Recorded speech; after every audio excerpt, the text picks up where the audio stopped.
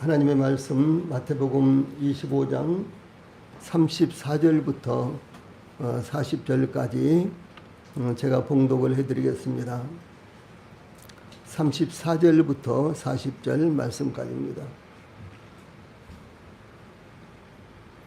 지금 봉독을 해드리겠습니다.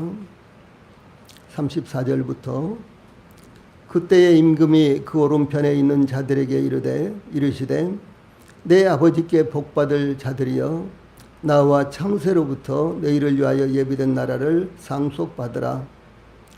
내가 줄일 때에 너희가 먹을 것을 주었고 목마를 때에 마시게 하였고 나그네 되었을 때에 영접하였고 헐벗었을 때에 옷을 입혔고 병들었을 때에 돌아보았고 옥에 갇혔을 때에 와서 보았느니라.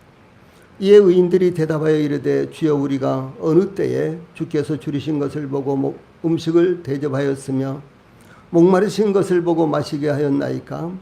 어느 때에 나그네 되신 것을 보고 영접하였으며 헐 벗으신 것을 보고 옷 입혔나이까?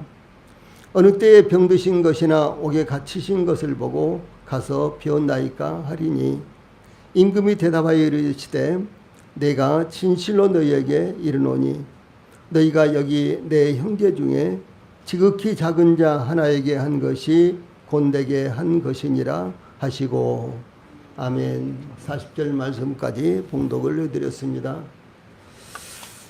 오늘은 마태복음 25장 34절로 40절 말씀을 통해서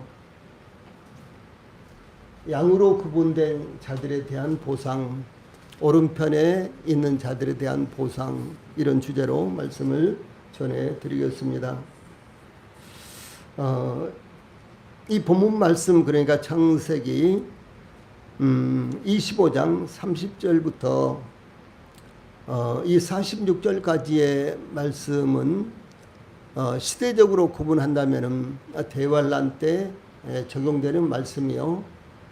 대환란 때 유대인 전도자들, 그러니까 14만 4천이 온 세계에 다니면서 예수 그리스도의 복음을 전할 때에 해당되는 이와 같은 말씀입니다. 그러나 저희들은 이제 그것을 기억을 하고 이 말씀이 오늘날 저희들에게 어떻게 적용이 되는지, 오늘날 저희들에게는 어떤 교훈이 되는지 이런 부분에 대해서 상고를 하고 있습니다. 그러므로 우리 성도님들이 그 부분을 먼저 잘 착안을 하시고 이와 같은 시대적인 구분과 시대적인 적용에 대해서 차이가 이 차질이 없기를 바랍니다. 이 양으로 구분된 자들에 대해서 이제 이 심판주이신 예수님께서 어떻게 보상을 할 것인가, 이와 같은 내용이 본문에 담겨져 있습니다. 인자이신 예수님께서 자기 영광으로 모든 천사와 함께 오실 때 자기 영광의 보좌에 앉아 모든 민족을 그 앞에 모으고 심판하시는데 마치 목자가 양과 염소를 구분하는 것처럼 구분하여 양은 그 오른편에 염소는 그 왼편에 두게 될 것입니다. 오른편에 있는 자들은 창세로부터 그들을 위해 예비된 나라를 상속받게 될 자들이며 왼편에 있는 자들은 저주를 받은 자들로서 심판주이신 예수님을 떠나 마귀와 그 사자들을 위해 예비된 영영한 불에 들어가게 될 자들입니다. 본문은 이와 같은 심판이 진행되는 엄중한 상황을 말하고 있습니다. 그러므로 양으로 구분된 오른편에 있는 자들이나 염소로 구분된 왼편에 있는 자들이나 이 상상도 할 수 없었던 심판이 영광의 보좌에서 내려지는 것을 바라보며 각자 자기 차례를 기다리고 있는 상황을 나타내고 있는 것입니다. 영광의 보좌 앞에 선 모든 사람들이 각자 자기에게 어떤 심판이 내려질지 가슴을 조이고 주목하고 기다리고 있을 것입니다. 왜냐하면 그때의 심판은 이 민족적인 심판, 그것을 가리켜서 열방의 심판 이렇게 부른다고 제가 제일 처음에 말씀을 드렸죠. 이 열방의 심판은 오늘날 저희들은 이 땅에 살면서요 구원을 확신하고 그 확신한 대로 그대로 이루어지고 그것이 심판에 그대로 적용되는 것입니다. 그래서 오늘날 구원받은 성도들은 이 최후의 심판에 들어가지 않습니다. 그 이전에 저희들은 주 예수님과 함께 따로 옮겨져서, 그러니까 주 예수님께서 오셔서 저희들을 따로 옮기시고 저희들은 영원한 복락 가운데 들어가게 되기 때문에 이제 이 시대에 구원받은 이 성도들은 최후의 심판과는 아무런 관련이 없습니다.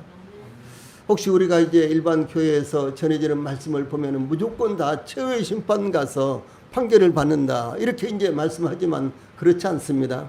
저희들은 이미 구원을 받았고, 저희들은 이미 하나님의 자녀가 되었고, 저희들은 이미 성령님께서 저희들 안에 오심으로 말미암아 저희들이 하나님의 자녀와 하나님의 백성이라는 인침을 받았잖아요. 그것이 보증이에요. 그런데 또 다시 저희들을 최후의 심판 앞에 세운다는 것은 성경에 전혀 그런 내용이 없습니다. 그것은 성경의 시대적인 상황이라든가 성경의 말씀을 바르게 분별하지 못함으로 말미암아 나타난 착오가 된다라고 하는 사실입니다. 그래서 이제 이와 같이 이 민족적인 심판, 소위 열방의 심판은 이 구원이 확정이 안 되기 때문에 바로 그 자리에서 심판주이신 영광의 보호자가 한 것입니다. 그러면서 군병들은 유대인의 왕이여 평안할지어다 이렇게 조롱하면서 침을 뱉고 갈대로 그 예수님의 머리를 때렸습니다. 예수님을 갈보리 언덕으로 끌고 올라간 군병들은 예수님을 십자가에 못 박고 마태복음 27장 37절에 보면 그 머리 위에 이는 유대인의 왕 예수라 쓴 죄패를 붙였더라. 그래서 예수님이 십자가에 못 박혀 죽음을 당하신 것은 예수님을 유대인의 왕, 또 예수님께서도 자신을 유대인의 왕으로 말씀하셨기 때문에 그러므로 가장 결정적인 제 몫은 유대인의 왕이다라고 하는 이와 같은 죄패가 붙은 것입니다. 또한 대제사장들과 서기관들과 장로들은 마태복음 27장 40절에 보면 그가 남은 구원하였으되 자기는 구원할 수 없도다. 그가 이스라엘의 왕이로다. 지금 십자가에서 내려올지어다. 그리하면 우리가 믿겠노라. 이렇게 비웃었습니다. 여기서도 이제 대제사장들과 서기관들과 장로들이 예수님을 비웃기를 이스라엘의 왕이라고 이렇게 비우셨다는 것입니다. 그러므로 예수님은 태어나실 때부터 십자가에 못 박혀 죽음을 당하신 순간까지 더러는 유대인의 왕이라고 경배하고 더러는 유대인의 왕이라는 말로 조롱하며 비웃었습니다. 그러나 예수님은 영광의 보좌에 앉으셔서 모든 민족을 심판하시는 심판주이시며 만왕의 왕이시다라고 하는 사실이 얼마나 저희들을 놀랍게 하는 것입니까? 영광의 보좌에 앉아 심판하시는 임금은 양들의 오른편에, 양들을 오른편에, 그리고 염소들은 왼편에 두어 구분을 했습니다. 영광의 보좌에 앉은 임금은 먼저 오른편에 있는 자들을 향하여 선고를 내렸는데 그들은 양으로 구분된 자들이었습니다. 심판주이신 임금은 오른편에 있는 양들을 향하여 내 아버지께 복받을 자들이여 나와 창세로부터 너희를 위하여 예비된 나라를 상속받으라 이렇게 선언하고 있는 모습이 나타나고 있습니다. 영광의 보좌에 앉은 임금이 오른편에 두신 자들을 향하여 내 아버지께 복받을 자들이여 라고 부르는데 심판주이신 임금에게는 임금이 내 아버지라고 부르는 분이 계신다는 것을 나타내고 있습니다. 이것은 심판주이신 예수님에게 아버지가 있다는 것을 의미합니다. 영광의 보좌에 앉으신 심판주의 아버지는 과연 누구일까요? 우리는 심판주이시며 임금이신 인자는 예수 그리스도이시라는 것을 이미 살펴보았습니다. 여기서 예수님은 심판주로서 자신의 사역을 성부이신 하나님과 연관시키고 있는 것이 나타나고 있습니다. 예수님은 말씀하시기를 누구든지 사람 앞에서 나를 시인하면 나도 하늘에 계신 내 아버지 앞에서 그를 시인할 것이요 누구든지 사람 앞에서 나를 부인하면 나도 하늘에 계신 내 아버지 앞에서 그를 부인하리라. 마태복음 10장 32절로 33절에 이렇게 예수님께서 심판주이시면서도 그 심판이 하나님 아버지와 밀접하게 연관되어 있다라고 하는 것을 이렇게 성경 많은 구절에서 증거하고 있습니다. 그러므로 임금이시요 인자이신 예수님은 하나님 아버지의 심판의 대행자이시다라고 하는 사실을 말씀하는 것입니다. 예, 영광의 보좌에 앉으신 심판주이신 임금은 오른편에 있는 자들을 향하여 내 아버지께 복받을 자들이여, 예, 이렇게 불렀습니다. 이 복받을 자들은 이 완료 분사 구문으로 한번 수여된 축복이 과거로부터 현재까지 지속되고 있는 것을 나타내므로 결국 현재와 내세를 초월한 축복의 영속성을 보여주고 있는 것입니다. 이들이 받을 축복은 중간에 없어지거나 사라지거나 폐해지거나 그런 것이 아니라 이들이 받을 축복은 과거로부터 지금까지 그리고 미래까지 조금도 변하지 않고 계속해서 약속이 되어 있고 그와 같은 축복이 계속해서 이루어질 것을 말씀하고 있다라고 하는 것입니다. 그러므로 오른편에 있는 자들에게 수여되는 축복은 그들에게 이미 선고가 내려지기 전에 그들을 위해서 예비된 것임을 의미하는 것입니다. 또한 나와 창세로부터 너희를 위하여 예비된 나라를 상속받으라. 3, 4절 후반절에 이런 말씀이 나오죠. 이런 선교가 내려지는데 여기에 나아오다 이런 말이죠. 이 말씀은 어떤 상황에서 오른편에 있는 자들에게 축복이 내려지는가를 의미한 것입니다. 여기 나와라는 이와 같은 말씀은 왼편에 있는 염소로 구분된 자들에게 나를 떠나 그랬죠. 나를 떠나 이것과 완전히 대조가 되는 말씀입니다. 그래서 양으로 구분된 오른편에 있는 자들에게는 나오라 이렇게 부르고요. 그 다음에 왼편에 있는 염소로 구분된 자들에게는 이제 나를 떠나라 말씀하고 있는 것을 기억하시기 바랍니다. 다음으로 34절 후반절에서는 오른편에 있는 자들에 대해서 상급이 약속되는 이와 같은 모습이 나타나고 있습니다. 심판주이신 이 영광의 보좌에 앉으신 임금은 양으로 구분된 오른편에 있는 자들을 향하여 창세로부터 너희를 위하여 예비된 나라를 상속받으라 라고 선고했습니다. 즉 양으로 구분된 오른편에 있는 자들을 위해서 창세로부터 그들을 위해 예비된 나라를 상속받으라는 선고가 내려졌습니다. 이 창세로부터라는 이와 같은 말씀은 세상을 창조한 이래로 혹은 세상을 창조한 이전부터라는 뜻입니다. 그러므로 하나님께서 선택하신 백성들을 위해서 창세전부터 미리 예비하신 나라를 유업으로 상속받으라는 것입니다. 이 사도 베드로는 주 예수님에 대해서 그는 창세전부터 미리 알리신 바 된 자이나 이 말세에 너희를 위하여 나타내신 바 된 자니 이렇게 증가하고 있습니다. 참 얼마나 놀랍습니까? 하나님께서 저희들에게 주시기를 원하시는 나라는 창세전부터 예비해 두셨다라고 하는 사실이죠.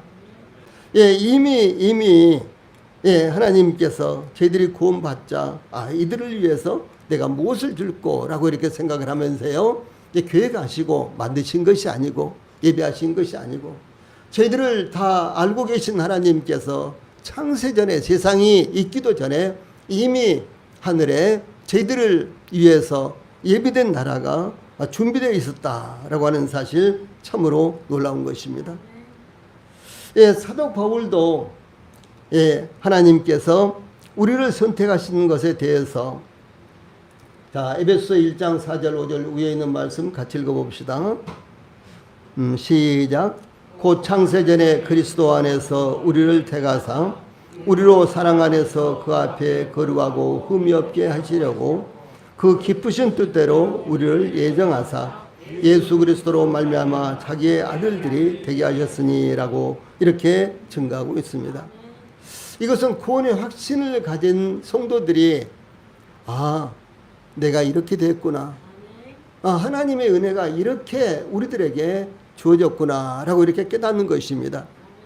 그런데 구원의 복음이 무엇인지도 알지 못하는 분들이 나는 영원전부터 혹은 만세전부터 하나님의 택함을 받았다 이렇게 하면요. 그것만큼 착오가 큰 것이 없는 것입니다. 예, 또한 주 예수님께서 마지막 기도를 하시면서 요한복음 17장 24절에서 아버지여 내게 주신 자도 나 있는 곳에 나와 함께 있어 아버지께서 창세전부터 나를 사랑하심으로 내게 주신 나의 영광을 그들로 포기 하시기를 원하옵나이다. 이렇게 기도하셨습니다. 그러므로 저희들이 받은 구원의 복은 영원전부터 그리스도 안에서 저희들을 선택하신 하나님께서 예비하신 것이며 또한 저희들에게 주실 상급도 창세전부터 이미 예비된 것이다 라고 하는 사실이 참 놀라운 것입니다. 예, 양들로 구분된 오른편에 있는 자들에게 대해서 내 아버지께 복받을 자들이여 라고 이렇게 불렀는데 그들에게 주실 복에 대해서 구체적으로 너희를 위하여 예비된 나라를 상속받으라 라고 이렇게 말씀하셨습니다. 여기 예비된 나라, 준비된 나라, 이 나라는 하늘나라를 의미합니다. 그래서 하나님께서는 구원받은 성도들을 위해서 예비된 나라를 이제 마련하셨는데 그것은 바로 하늘나라입니다. 그래서 하늘나라는 그리스도인들을 위해서 하나님께서 선택하신 하나님의 백성들을 위해서 구원받은 분들을 위해서 하나님께서 이미 예비하신 나라다라고 하는 사실이 저희들에게 참으로 중요한 것입니다. 하늘나라는 하나님께서 세상을 창조하실 때 이미 계획되어 있었습니다. 여기 예비된이라는 말도 완료 분사 형태로서 이미 오래전에 성취되었다는 것을 의미합니다. 즉 하늘나라는 우리가 존재하기 전부터 우리가 입국하기를 기다리고 있다라고 하는 것을 의미하는 것입니다. 또한 상속하라라는 말씀도 대단히 중요한 말씀입니다. 이것은 이 부정과거 명령형으로 이미 예약되어서 정해져 있으므로 지체하지 말고 즉시 내 분깃을 얻으라라는 의미입니다. 그런데 나라를 받으라 하지 않고 나라를 상속받으라라고 명령한 것은 양으로 구분된 오른편에 있는 자들이 당연히 물려받을 수 있는 권리가 있다는 것을 의미합니다. 즉 상속이라는 것은 원래 자기와 전혀 관계없는 것을 물려받는 것이 아니라 당연히 자기에게 주어져 있는 권리로서 자기에게 돌아오는 분깃을 의미하는데 양으로 구분된 오른편에 있는 자들은 하늘나라를 당연히 물려받을 수 있는 권한이 주어진 자들이다라고 하는 것입니다. 이 상속은 아무에게나 주어지지 않습니다. 상속은 특정한 사람에게만 주어지는 것입니다. 그러므로 저희들이 하늘나라를 상속받는 것은 하나님께서 저희들과 특별한 관계를 맺으시고 이제 저희들을 상속받을 대상으로 삼고 계신다라고 하는 사실을 말씀하는 것입니다. 예비된 나라가 양으로 구분된 오른편에 있는 자들에게 당연히 주어질 것으로 이미 정해진 것이요. 또 그들에게 당연히 물려받을 수 있는 권한이 있다는 것은 정말로 중요한 것이며 특별한 축복이 되는 것입니다. 이것은 하나님께서 그의 백성들을 위해서 참으로 놀라운 일을 예비하신 것을 의미하고 있습니다. 세 번째로 35절과 36절에서는 오른편에 있는 자들의 공로에 대해서, 그러면 오른편에 있는 자들이 과연 무슨 일로 말미암아 그들이 이와 같은 하늘나라를 상수받을 자로 정해져 있었는가라고 하는 것입니다. 심판주이신 임금은 영광의 보좌에서 이 양으로 구분된 오른편에 있는 자들에게 내 아버지께 복받을 자들이여 나와 창세로부터 너희를 위하여 예비된 나라를 상속받으라 라고 선언한 이유에 대해서 증거하고 있습니다. 심판주이신 임금은 양으로 구분된 오른편에 있는 자들에게 내가 줄일 때에 35절 36절 내가 줄일 때에 너희가 먹을 것을 주었고 목마를 때에 마시게 하였고 나그네 됐을 때에 영접하였고 헐벗었을 때에 옷을 입혔고 병들었을 때에 돌보았고 옥에 갇혔을 때에 와서 보았느니라 이렇게 설명하고 있습니다. 즉 하늘나라의 상속권을 소유한 복받은 자들이 임금으로부터 환영을 받고 예비된 날을 상속하도록 초대받은 까닭은 그들은 임금이 어려움을 당할 때 임금을 보살피고 섬겼기 때문이다 라는 말씀입니다. 하나님께서 선지자 이사야를 통해서 하나님께서 기뻐하시는 금식이 무엇인가를 이사야서 58장 7절로 9절에서 설명하고 있습니다. 자, 위에 있는 말씀 같이 읽어봅시다. 시작. 또 줄인 자에게 내 양식을 나누어 주며 유리하는 빈민을 집에 들이며 벌벗은 자를 오면 입히며 또 내 권력을 피하여 스스로 숨지 아니하는 것이 아니겠느냐. 그리하면 내 빛이 새벽같이 비칠 것이며 내 주의가 급성할 것이며 내 공의가 내 앞에 행하고 여호와의 영광이 내 뒤에 호위하리니 내가 부를 때는 나 여호와가 응답하겠고 내가 부르짖을 때에 내가 여기 있다 하리라. 이렇게 말씀하셨습니다. 그런데 이와 같은 섬김은 단순히 예부적인 행동에 그치는 것이 아니라 그들의 믿음에 근거한 것입니다. 즉 순결한 믿음, 참된 신앙을 가진 자만이 나타낼 수 있는 것입니다. 특히 양으로 구분된 오른편에 있는 이들은 의무나 시키는 것을 했던 것이 아니었습니다. 또한 누구를 의식하고 행한 것도 아니었습니다. 이들은 순수한 사랑과 불쌍히 여기는 마음으로 섬겼던 것을 나타내고 있습니다.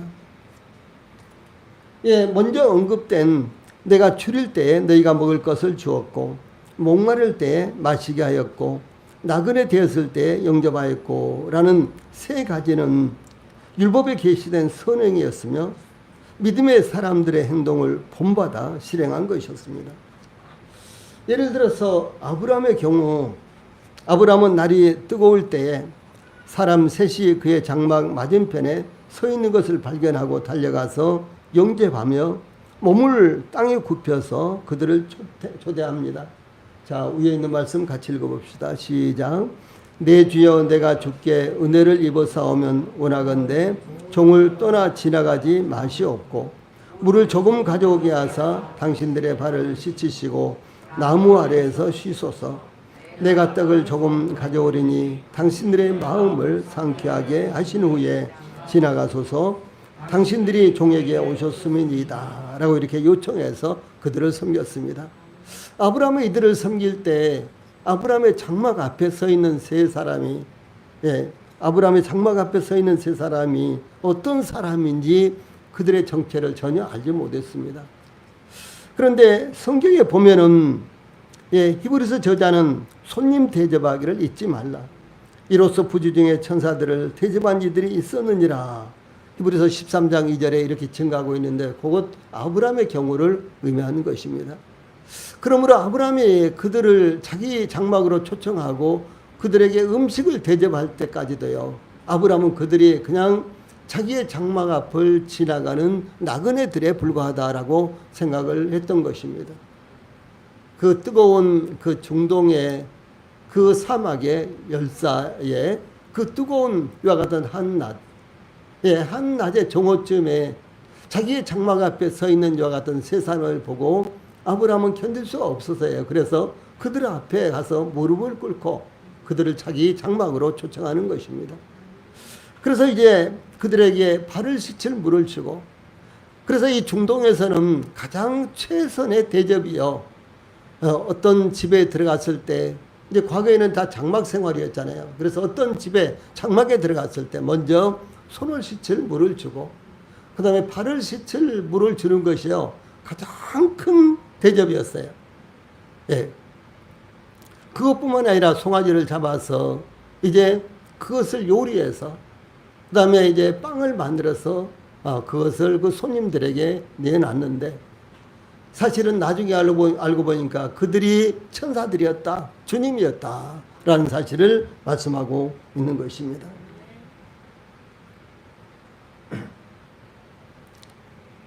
또 뿐만 아니라 율법에는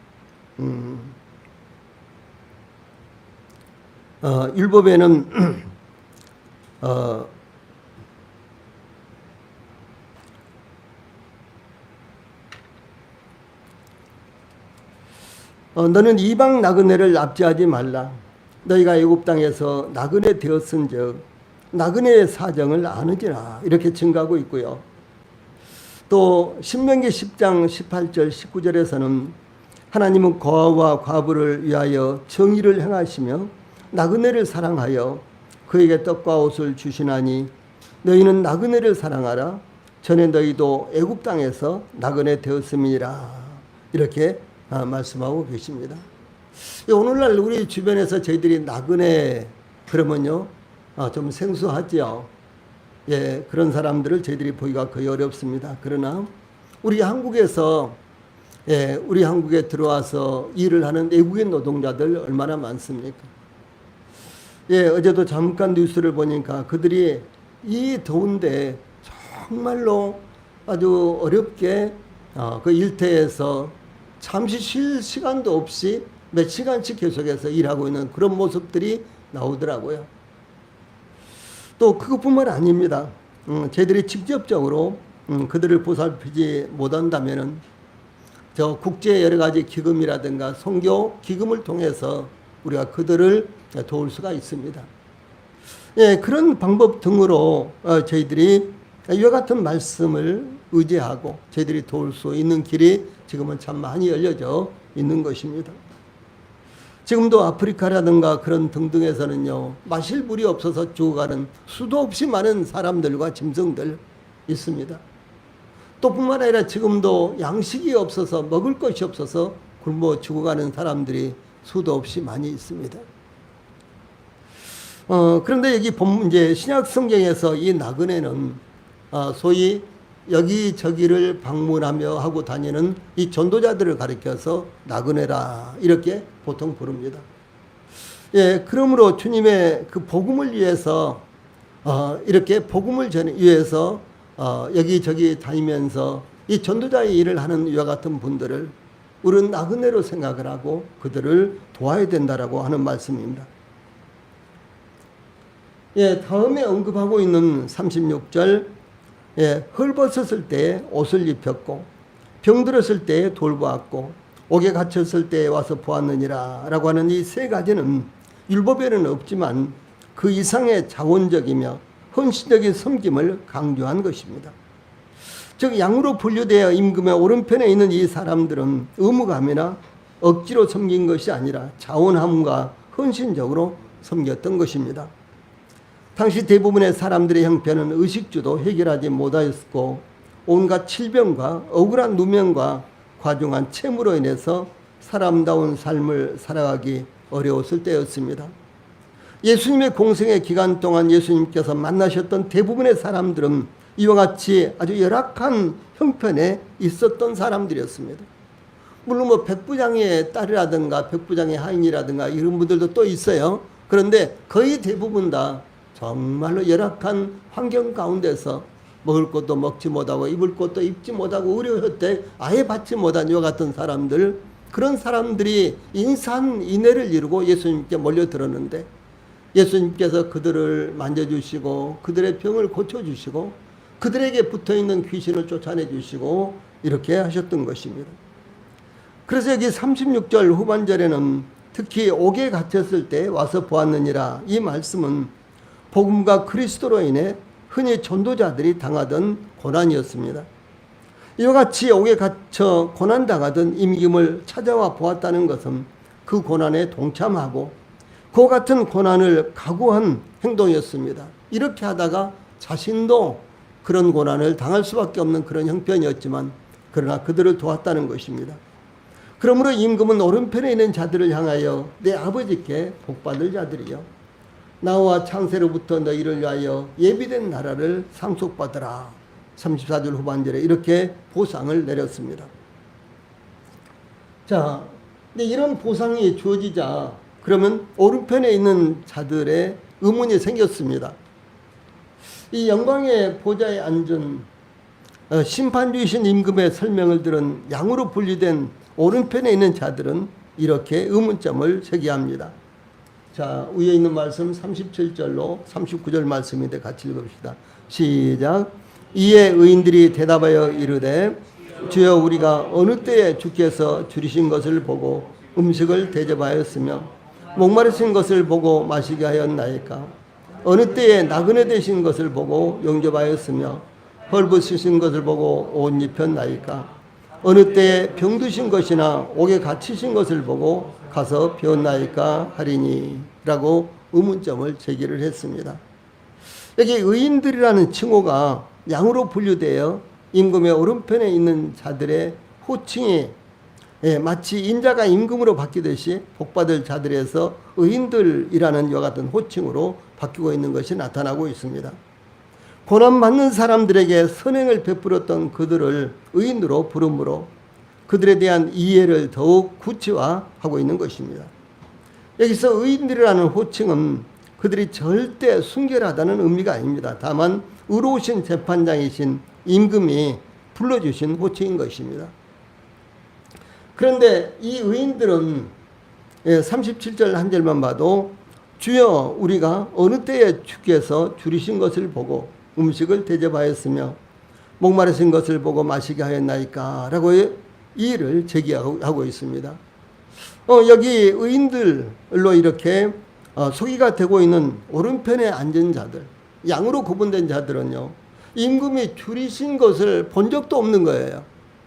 그런데 어느 때에 주께서 줄이신 것을 보고 음식을 대접하며 목마르신 것을 보고 마시게 하였나이까? 이렇게 이의를 제기합니다. 여기에 37절부터 39절에는요, 세 번이나 어느 때에라는 말을 반복하고 있습니다. 어느 때에 전혀 그런 사실이 없었다고 말하고 있는 것입니다. 그러므로 의인들은 보상을 위해 섬겼다거나 당시 바리새인들이나 율법사들처럼 보이기 위해 혹은 율법을 지키기 위해서 의식적으로 섬긴 것이 아니었다는 것을 의미하는 것입니다.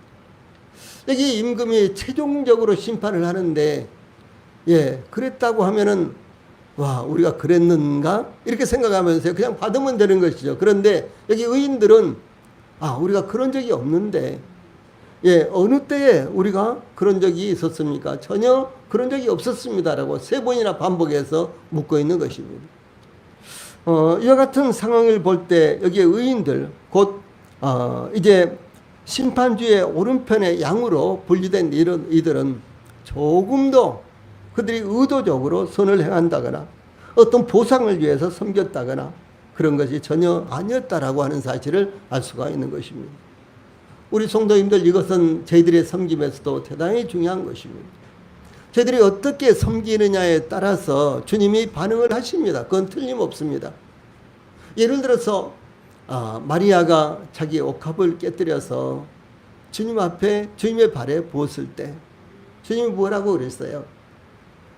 가만두어라.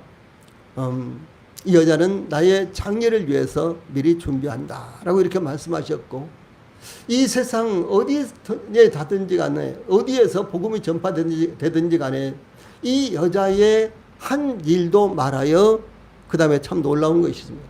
저를 기념하라 그랬어요. 저는 누굽니까? 그 마리아죠.